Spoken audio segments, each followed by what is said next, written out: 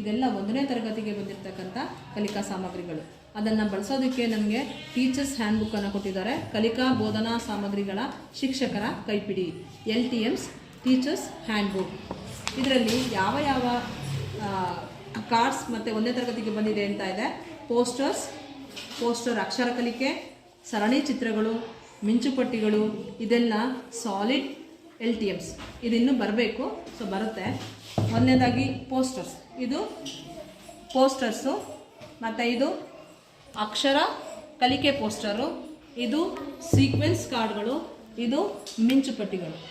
ಇದನ್ನು ಸನ್ನಿವೇಶ ರಚನೆ ಕಾರ್ಡ್ಗಳಲ್ಲಿ ನಾವು ಬಳಸ್ತೀವಿ. ಇದನ್ನು ಅಕ್ಷರಗಳ ಪರಿಚಯ ಮತ್ತು ಚಿತ್ರಪದಗಳಲ್ಲಿ ಇದನ್ನು ಬಳಕೆ ಮಾಡ್ತೀವಿ. ಇದನ್ನು ಕತೆ ಹೇಳುವ ರೀತಿಯಲ್ಲಿ ಸರಣಿ ಚಿತ್ರಗಳ ರೂಪದಲ್ಲಿ ಇದನ್ನು ಬಳಕೆ ಮಾಡ್ತೀವಿ. ಇದನ್ನು ಹೇಗೆ ಮತ್ತು ಪ್ರಗತಿ ನೋಟದಲ್ಲಿ ಹೇಗೆ ಬಳಸಬೇಕು ಅಂತ ನೋಡೋಣ. ಇದು 1ನೇ ತರಗತಿಯ ಪ್ರಗತಿ ನೋಟ. ಇಲ್ಲಿ ಲೋಗೋ ಇದೆ, ಮೆಟ್ಟಿಲು ಸಂಖ್ಯೆ ಇದೆ, ಮತ್ತು ಇಲ್ಲಿ ನಿರ್ವಹಣೆ ಮಾಡ್ತಕ್ಕಂಥ ಗುಂಪುಗಳ ಒಂದು ಕಾಲಮ್ ಕೂಡ ಇದೆ. ಇನ್ನು ಒಂದು ಹೊಸ ಕಾಲಮ್ ಕೊಟ್ಟಿದ್ದಾರೆ, ಅದು FLN ಅಥವಾ LTM ಸಾಮಗ್ರಿಗಳನ್ನು ಬಳಸಬೇಕಾದಂತಹ ಯಾವ್ಯಾವ ಸಾಮಗ್ರಿಗಳನ್ನ ಬಳಸಬೇಕು ಅಂತ ಕೂಡ ಇಲ್ಲಿ ಹೇಳಿದ್ದಾರೆ. ಮೊದಲನೇದು 20ನೇ ಪೋಸ್ಟರು. ನಾವು 2ನೇ ಮೆಟ್ಟಿಲಿನಲ್ಲಿ 20ನೇ ಪೋಸ್ಟರನ್ನು, ಅಂದರೆ ಈ ಪೋಸ್ಟರನ್ನು ನಾವು 2ನೇ ಮೆಟ್ಟಿಲು ಸಂಖ್ಯೆನಲ್ಲೇ ಬಳಸ್ತೀವಿ. ಇದು 2ನೇ ಮೆಟ್ಟಿಲು ಸಂಖ್ಯೆ ಏನಿದೆ ಅಂದರೆ, ಅಭ್ಯಾಸ ಪುಸ್ತಕದಲ್ಲಿ ನೋಡೋದಾದರೆ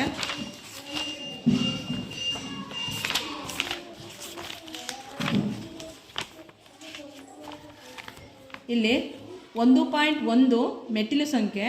1.1 ಅಂದರೆ ನಾನು ಮಾತನಾಡುವೆ. ಈ ಒಂದು ಚಟುವಟಿಕೆ ಮಾಡುವ ಇದಕ್ಕೆ ಪೂರಕವಾಗಿ ಈ ಸನ್ನಿವೇಶ ಚಿತ್ರವನ್ನು ನಾವು ಬಳಸಿ ಮಕ್ಕಳಲ್ಲಿ ಸಂವಹನ ಕೌಶಲವನ್ನು ಬೆಳೆಸಬೇಕಾಗುತ್ತೆ.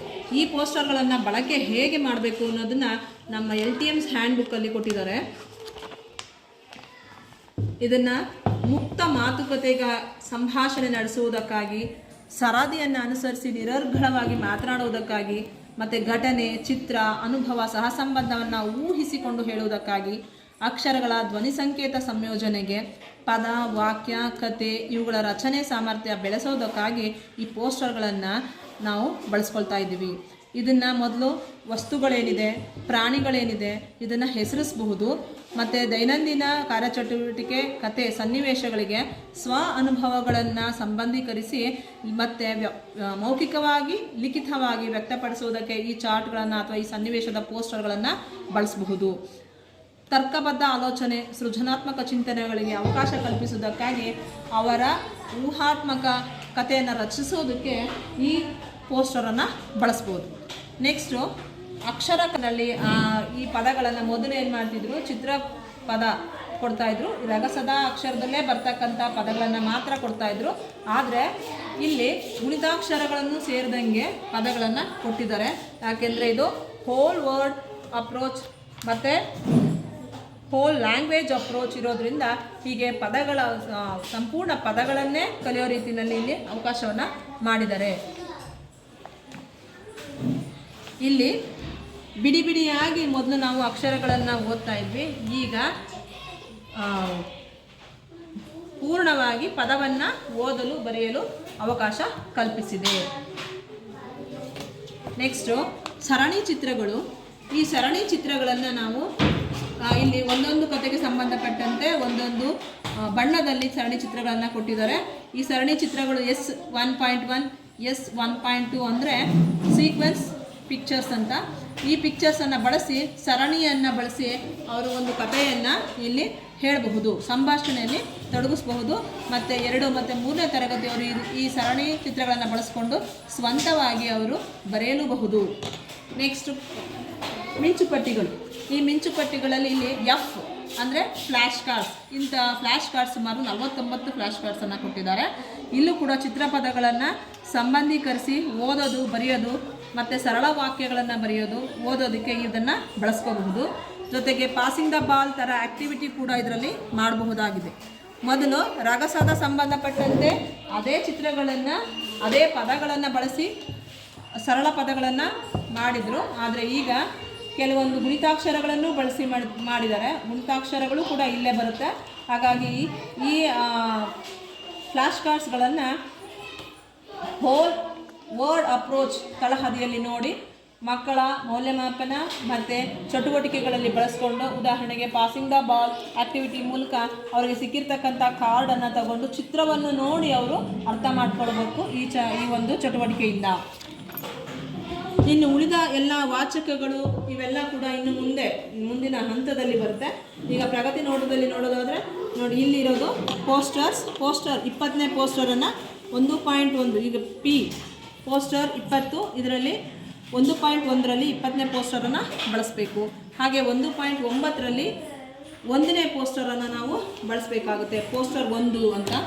ಹಾಗೆಯೇ ಇವೆಲ್ಲ ಪೋಸ್ಟರ್ಗಳು 2.1 ಮೆಟ್ಟಿಲು ಸಂಖ್ಯೆನಲ್ಲಿ 5ನೇ ಪೋಸ್ಟರು, 2.9ರಲ್ಲಿ 2, 3ರ ಪೋಸ್ಟರ್ಗಳನ್ನು ಬಳಸಬೇಕು. ಹಾಗೆಯೇ ಇಲ್ಲಿ ನೋಡಿದ್ರೆ 21ರಿಂದ 24 ಸೀಕ್ವೆನ್ಸ್ ಕಾರ್ಡ್ಸ್ 3.2ರಲ್ಲಿ, ಉದಾಹರಣೆಗೆ ನೋಡೋದಾದರೆ 3.2 ಮೆಟ್ಟಿಲು ಸಂಖ್ಯೆ 3.2ರಲ್ಲಿ ಕತೆ ಕೇಳು ಆ್ಯಕ್ಟಿವಿಟಿ ಇದೆ. ಇದರಲ್ಲಿ 21ರಿಂದ 24ರ ಸರಣಿ ಚಿತ್ರಗಳನ್ನು ಬಳಸಬೇಕು.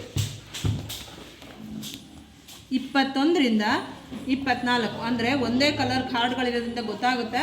ಸೊ ಈ ಸರಣಿ ಚಿತ್ರಗಳನ್ನು ಬಳಸಿ ನಾವು ಕತೆ ಹೇಳೋ ಚಟುವಟಿಕೆಯನ್ನು ಮಕ್ಕಳಿಂದ ಮಾಡಿಸ್ಬೋದು. ಈಗ ಬಂದಿರತಕ್ಕಂಥ ಹೊಸ ಸಾಮಗ್ರಿಗಳು ಇನ್ನೂ ಕೂಡ ಹಾಗೆಯೇ ಇಲ್ಲಿ 3.9ರಲ್ಲಿ 4, 7, 8 ಪೋಸ್ಟರ್ಗಳನ್ನು ಬಳಸಬೇಕು. ಹಾಗೆ 4.7ರಲ್ಲಿ 25ನೇ ಪೋಸ್ಟರು, 4.8ರಲ್ಲಿ 1.1ರಿಂದ 1.5ರ ಸೀಕ್ವೆನ್ಸ್ ಚಿತ್ರಗಳು 1.1, 1.2 ಮತ್ತು 1.3, 1. ಹೀಗೆ ಆ ನಂಬರ್ಗಳನ್ನು ಕೊಟ್ಟಿದ್ದಾರೆ. ಇಲ್ಲೂ ಕೂಡ ಪ್ರಗತಿ ನೋಟದಲ್ಲೂ ಕೊಟ್ಟಿರೋದ್ರಿಂದ ನಾವು ಅಲ್ಲಿ ಇವುಗಳನ್ನು ಮ್ಯಾಪಿಂಗ್ ಮಾಡಿಕೊಂಡು ಚಟುವಟಿಕೆಯನ್ನು ನಿರ್ವಹಿಸಬೇಕಾಗುತ್ತೆ. ಹೊಸದಾಗಿ ಬಂದಿರತಕ್ಕಂಥ ವಾಚಕಗಳ ಬಗ್ಗೆ ತಿಳ್ಕೊಳ್ಳೋಣ. 1ನೇ ತರಗತಿಗೆ 2, 3 ತರಗತಿಗಳಿಗೂ ಸೇರಿಸಿ ಹೊಸ FLN ವಾಚಕಗಳನ್ನು ಕೂಡ ಕೊಟ್ಟಿದ್ದಾರೆ. ಇದು ತರಗತಿವಾರು ವಾಚಕಗಳನ್ನು ವಿಂಗಡಿಸಲಾಗಿದೆ. ಇದು ನಲಿಕಲಿಗೆ ಮಾತ್ರ ಅಲ್ಲದೆ FLNಗೂ ಕೂಡ ಈ ವಾಚಕಗಳನ್ನು ಬಳಸ್ಕೋಬಹುದಾಗಿದೆ. ನಲಿಕಲಿಯಲ್ಲೂ ಕೂಡ ಮಕ್ಕಳು ಇದೇ ವಾಚಕವನ್ನು ಓದಬೇಕು ಅಂತಿಲ್ಲ, ನಿರ್ಬಂಧನೆ ಇಲ್ಲದೆ ತಮ್ಮ ಆಯ್ಕೆಯೊಂದಿಗೆ ಯಾವುದೇ ವಾಚಕಗಳನ್ನು ಆಯ್ಕೆ ಮಾಡ್ಕೋಬೋದು. 1ನೇ ತರಗತಿಗೆ 8 ವಾಚಕ, 2ನೇ ತರಗತಿಗೆ 14, 3ನೇ ತರಗತಿಗೆ 16 ವಾಚಕಗಳನ್ನು ಕೊಟ್ಟಿದ್ದಾರೆ. ಪ್ರಗತಿ ನೋಟದಲ್ಲಿ ನೋಡೋದಾದರೆ ಈ ವಾಚಕಗಳು ಹಳೆಯ ವಾಚಕಗಳ ಬದಲಾಗಿ ಅಲ್ಲ, ಹಳೆಯ ವಾಚಕಗಳ ಜೊತೆಗೆ ಹೊಸ ವಾಚಕಗಳನ್ನು ಬಳಸಿದ್ದಾರೆ. ಹಳೆಯ ವಾಚಕಗಳೇನಿತ್ತು ಅದೂ ಇದೆ, ಅದರ ಜೊತೆಗೆ ಹೊಸ ವಾಚಕಗಳನ್ನು ಕೂಡ ಇಲ್ಲಿ ಬಳಸಬೇಕಾಗಿದೆ.